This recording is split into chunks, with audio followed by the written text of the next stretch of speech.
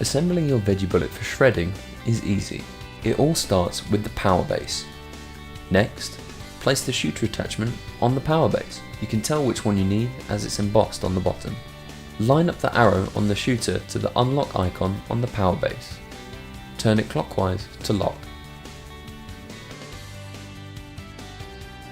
Place the base plate inside the shooter. Make sure it's aligned with the center spindle. Next, we're going to attach our blade with the shred label facing upwards. Use the finger grips to carefully align the shredder blade on top of the spindle. Now, we're going to fasten the shooter lid to the back of the shooter. The shooter lid has "for shredding and slicing" embossed on the top. Squeeze the hinge pin and attach the lid at a 90-degree angle. Release it to lock in place. Secure the shooter lid by hooking the front safety clasp over the lid and press to lock.